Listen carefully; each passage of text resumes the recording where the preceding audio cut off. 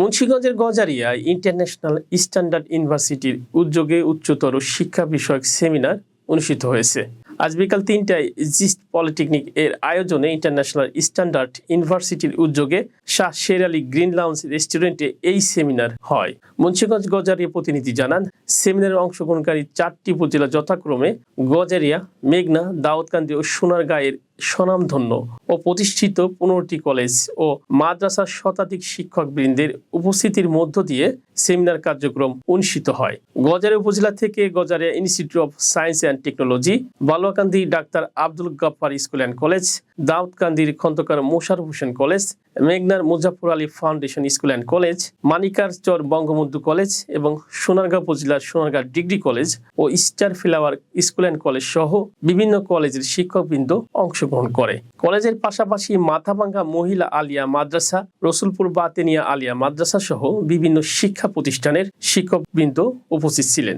এ সময় উচ্চশিক্ষার মনোনয়নের লক্ষ্যে ইন্টারন্যাশনাল ইউনিভার্সিটির ভূমিকা তুলে ধরে বক্তব্য রাখেন উপস্থিত বক্তাগণ। সেই সাথে উচ্চশিক্ষায় জ্ঞান অর্জন করতে বর্তমান শিক্ষার্থীদের প্রতি উদাস্ত আহ্বান জানান তারা। এ সময় জিস্ট পলিটেকনিক ইনস্টিটিউটের প্রতিষ্ঠাতা ডক্টর আব্দুল মান্নান সরকারের সভাপতিত্বে প্রধান অতিথি হিসেবে উপস্থিত ছিলেন ইন্টারন্যাশনাল ইউনিভার্সিটির treasurer STM Quader Nawaz.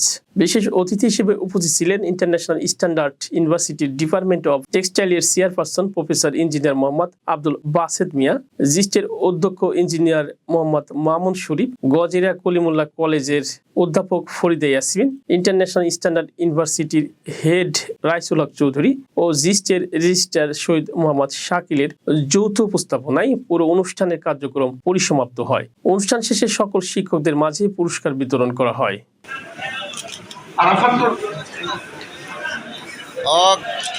Thank you. Okay. 2018 সালে প্রতিষ্ঠিত হয়। আপনারা শুনেছেন যে 19 সালে একাডেমিক কার্যক্রম শুরু হয়।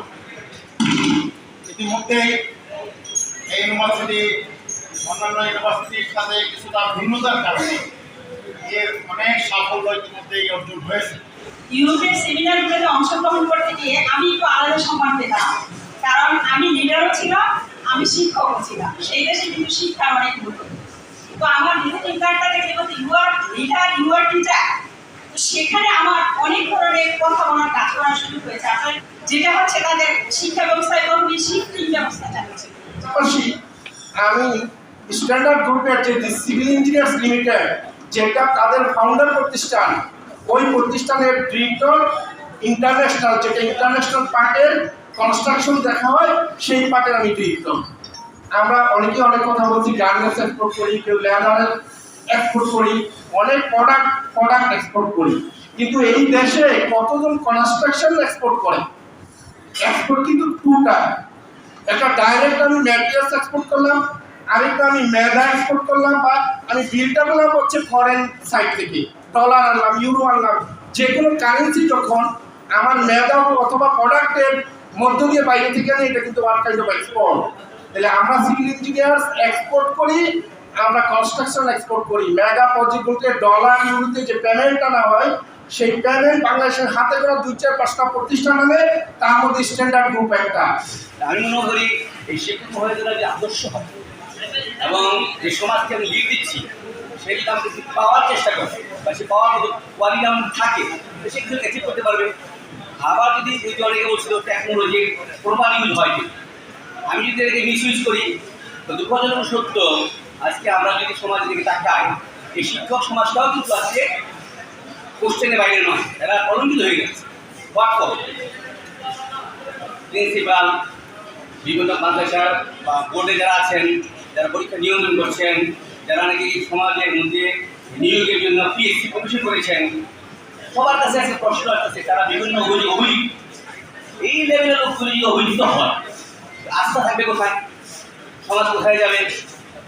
এই জন্য প্রথম শর্ত হলো এই মানুষগুলিকে সত্যিকার মানবনের জন্য আল্লাহর পক্ষ থেকে যে নির্দেশ আসছে, ওটাকে প্রথম তার দিলে ঢুকে, কারণ সে যে মানুষ না হয়, তার হাতে অস্ত্র দেখাতে খরচ হোক।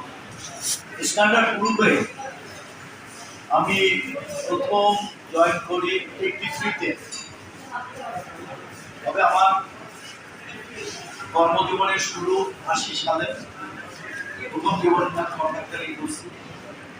আপনার উত্তরবঙ্গে যে তিস্তা প্রজেক্ট, তিস্তা ব্যারেজ, ওইখান তিস্তা ব্যারেজটা শুরু হয়নি, হবে। এটা প্রিপারেশন হওয়ার যে কাজগুলো ছিল, বিভিন্ন কোয়ার্টার তৈরি করা, তারপরে মদকে নদী শাসন করা, পাথর সাপ্লাই, বালু সাপ্লাই, এই ধরনের এই কঠিন আল্লাহ তাআলার ইচ্ছা কঠিন কাজের ভিতর দিয়ে লাইফটা শুরু হয়।